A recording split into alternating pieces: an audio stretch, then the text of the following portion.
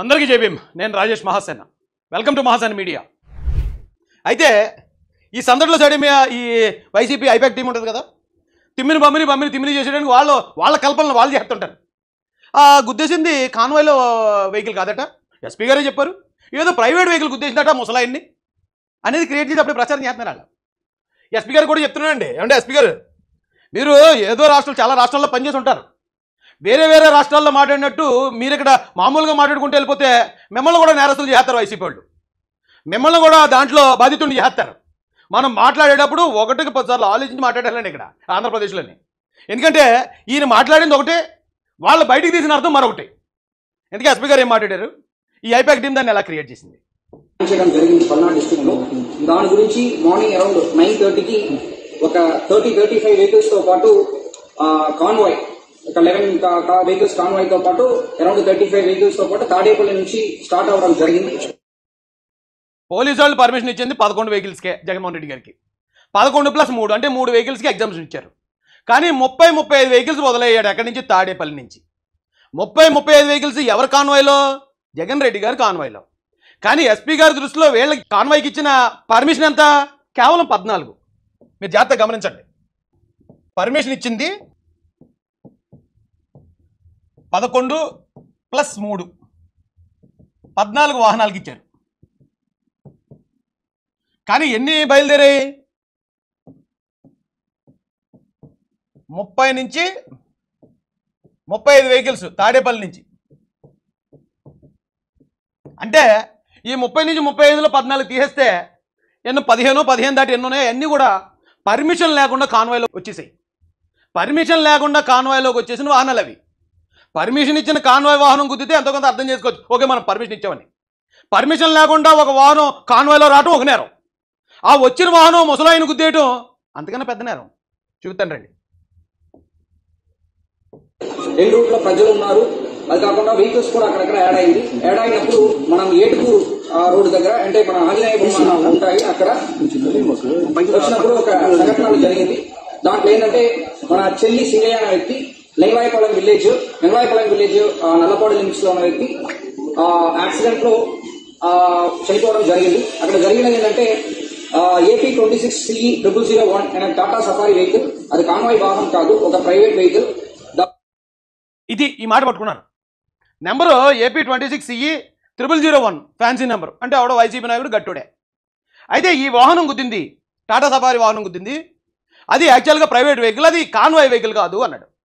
Convoy vehicle కాదు అంటే SP గారి దృష్టిలో ఏంటి అర్థం, కాన్వాయ్ వెహికల్కి మేము 11 ఇచ్చాం, 11 వాటికి నెంబర్లతో పాటు పర్మిషన్ ఇచ్చి ఉంటారు. 11+3 కూడా నెంబర్లతో పర్మిషన్ ఇచ్చారు. అంటే మేము పర్మిషన్ ఇచ్చిన వెహికల్ కాకుండా అనాథరైజ్డ్గా కాన్వాయ్లో వచ్చిన వెహికల్ గుద్దేసింది.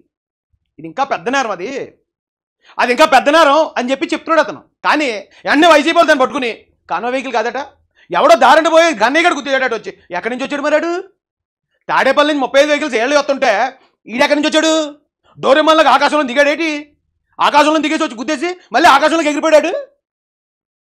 ఏం మాడుతున్నారా, ఏం ప్రచారం చేస్తున్నారా మీరు?